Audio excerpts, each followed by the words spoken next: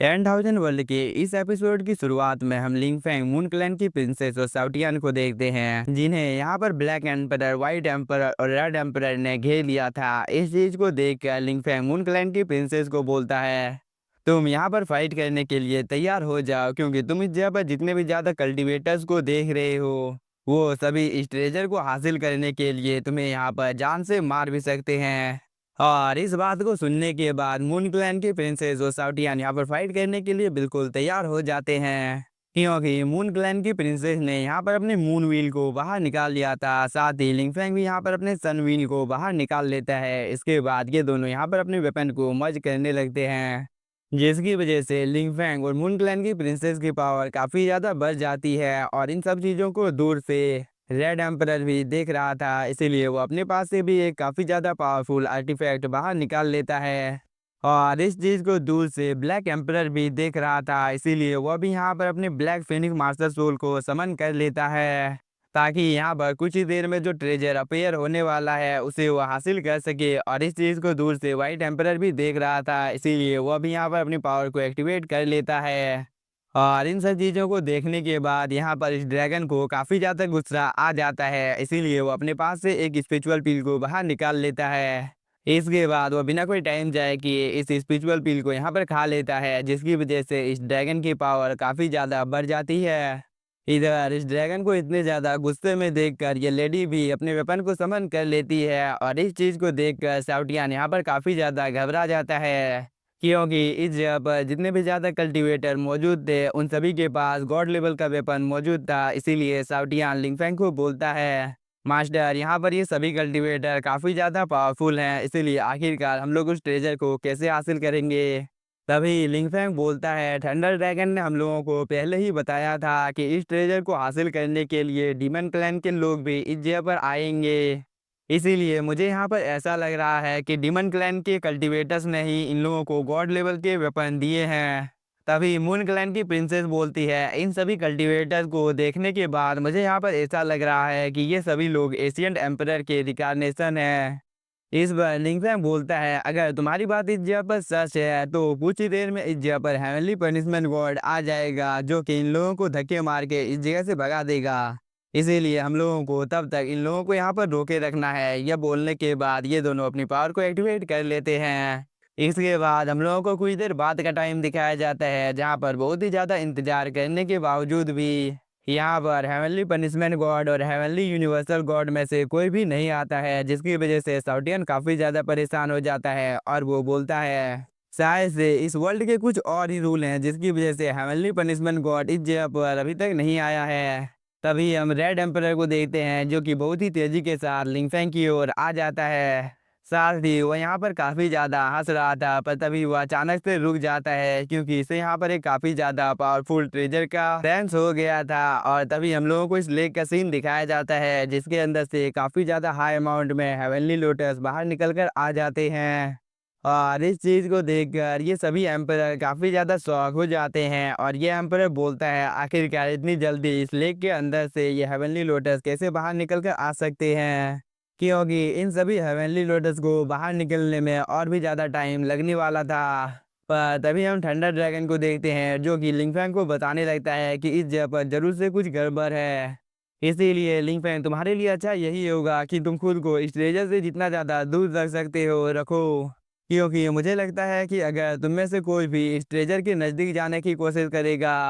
तो उसको भारी नुकसान का सामना करना पड़ सकता है। तभी मून क्लैन की प्रिंसेस इन सभी हेवनली लोटस को हासिल करने के लिए लेक की ओर जाने की कोशिश करती है, पर लिंकन उसे रोक देता है। दूसरी तरफ यहाँ पर जितने भी ज़्यादा हेवनली लोटस मौजूद थे वो सभी आपस में मर्ज हो जाते हैं, जिसकी वजह से यहाँ पर एक केओस हेवनली लोटस अपेयर हो जाता है। और इस चीज़ को देखकर ब्लैक एम्परर बोलता है, ये तो एशियन केओस हेवनली लोटस है, जो कि सिर्फ इस जगह पर मेरा है,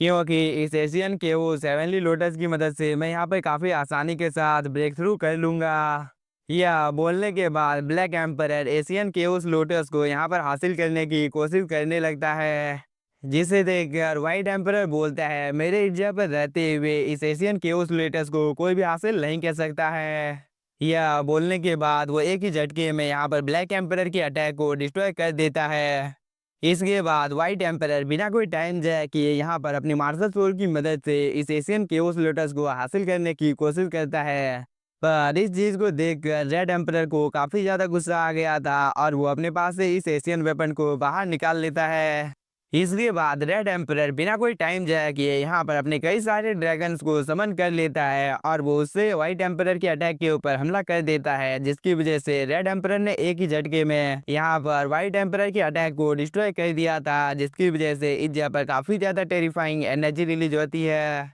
साथ ही रेड एम्परर बोलता है ये एशियन केओस लोटस सिर्फ इस जगह पर मेरा है, इसीलिए अगर तुम में से किसी ने भी इस एशियन केओस लोटस को हासिल करने की कोशिश की तो मैं उसे जान से मार डालूंगा। इस बात को सुनकर व्हाइट एम्परर और ब्लैक एम्परर को काफी ज्यादा गुस्सा आ जाता है और व्हाइट एम्परर बोलता है तुम्हारे पास तो डिमोनिक वेपन है, इसीलिए मुझे लगता है कि तुम डार्क वर्ल्ड से बिलोंग करते हो, इसीलिए मैं तुम्हारी हिम्मत की यहाँ पर दाद देता हूँ कि तुम इस जगह पर अपने मुंह को उठाकर आ गए हो। पर तुम्हारी किस्मत काफ़ी ज़्यादा खराब है क्योंकि आज तुम्हारी मौत इस जगह पर मेरे हाथों से होने वाली है। इस बार रेड एम्परर बोलता है तुम कुछ ज़्यादा ही यहाँ पर बकवास कर रहे हो और काफ़ी लंबे टाइम से मुझे तुमसे फाइट करना था और फाइनली आज मुझे वो मौका मिल गया है, इसीलिए अब तुम्हें आज मरने से कोई भी नहीं बचा सकता है। यह बोलने के बाद रेड एम्परर बिना कोई टाइम जाए किए व्हाइट एम्परर के ऊपर हमला कर देता है, जिसकी वजह से व्हाइट एम्परर भी अपनी पावर को एक्टिवेट कर रेड एम्परर के साथ यहाँ पर फाइट करने लगता है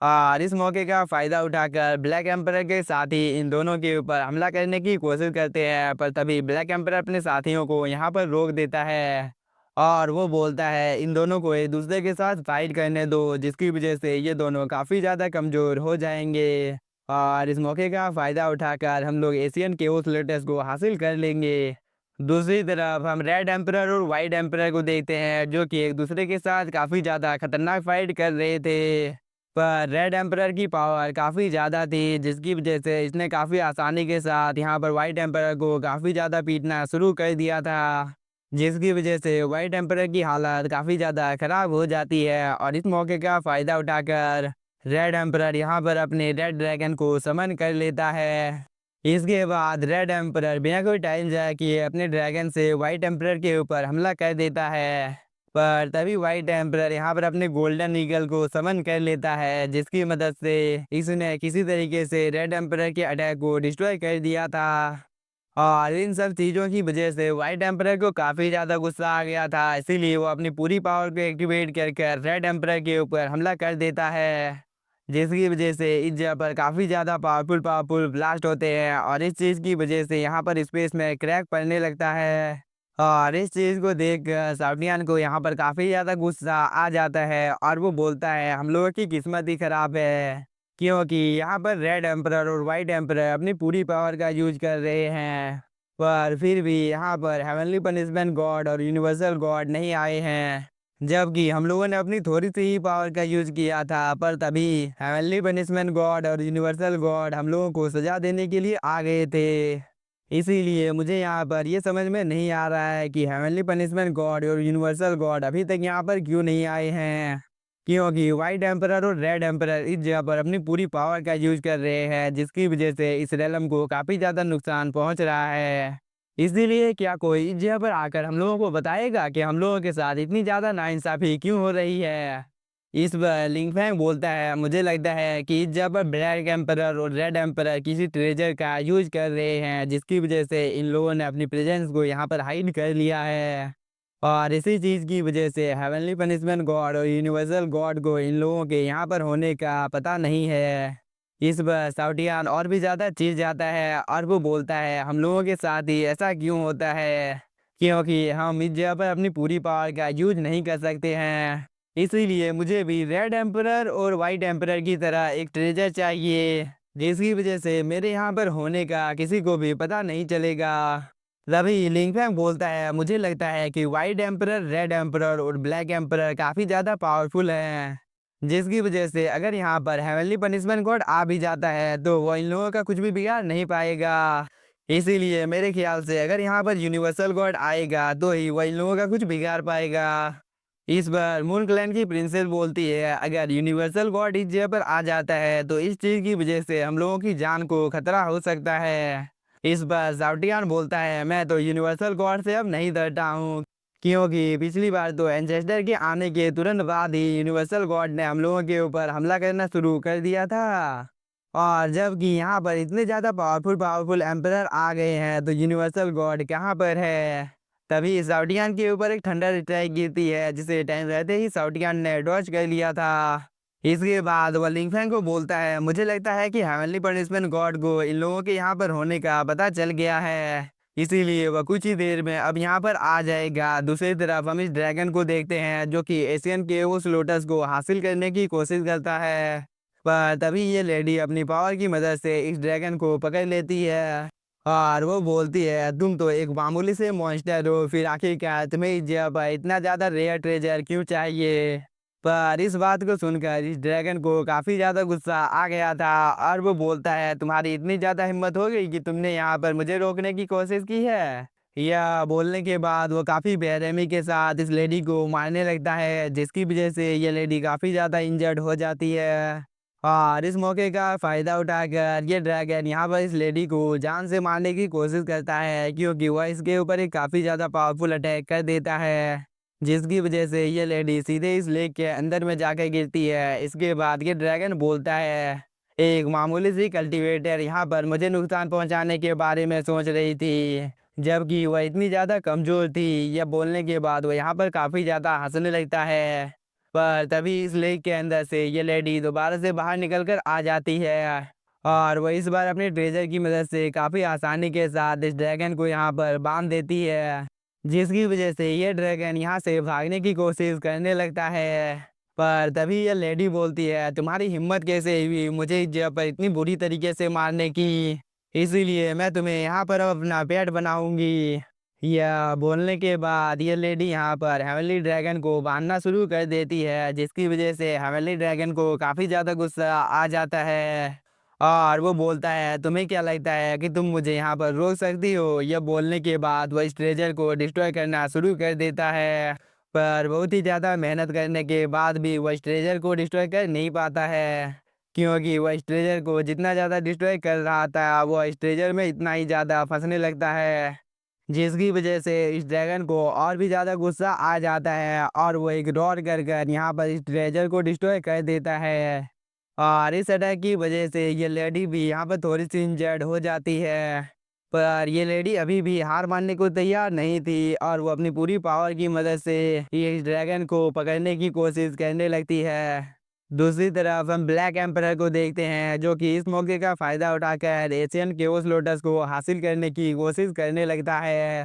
पर ब्लैक एम्परर की किस्मत काफ़ी ज़्यादा ख़राब थी, क्योंकि इस लेडी और ड्रैगन की नज़र इसके ऊपर पड़ जाती है, जिसकी वजह से ये दोनों ही काफ़ी ज़्यादा पावरफुल अटैक ब्लैक एम्परर के ऊपर कर देते हैं, जिससे बचने के लिए ब्लैक एम्परर भी एक अटैक कर देता है। और इस चीज़ की वजह से यहाँ पर एक काफ़ी ज़्यादा पावरफुल ब्लास्ट होता है, जिसकी वजह से साउटियान थोड़ा सा पीछे चला जाता है। पर तभी लिंगफेंग साउटियान को पकड़ लेता है और वो बोलता है ये सभी कल्टीवेटर काफ़ी ज़्यादा पावरफुल हैं, इसीलिए मैं इन लोगों को अकेले फाइट में नहीं हरा सकता हूँ, इसीलिए क्विंगिंग तुम इस जगह पर फाइट करने के लिए तैयार हो जाओ। साथ ही लिंगफैंग इन दोनों फेरीज से भी मदद मांगता है। इस बार ये पहली वाली फेरी बोलती है तुम्हें चिंता करने की कोई भी ज़रूरत नहीं है लिंगफैंग, क्योंकि तुम गॉड ऑफ वॉर की पावर का यूज कर कर काफ़ी आसानी के साथ इस जगह पर दो कल्टीवेटर को संभाल सकते हो। साथ ही बाकी ये कल्टीवेटर्स की चिंता करने की तुम्हें यहाँ पर ज़रूरत नहीं है, क्योंकि इन सभी को हम लोग मिलकर संभाल लेंगे।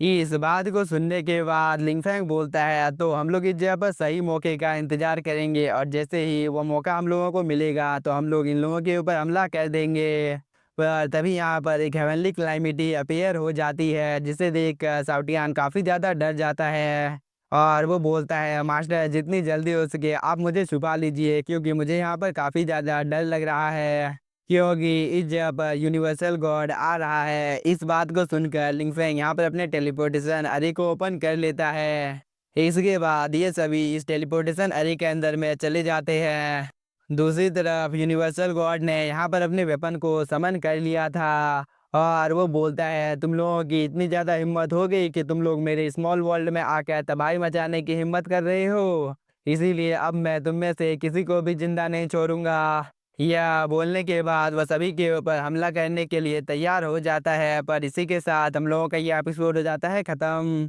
तो अगर आप लोगों को एपिसोड पसंद आया होगा तो चैनल को सब्सक्राइब कीजिए और वीडियो को like. Thank you for watching.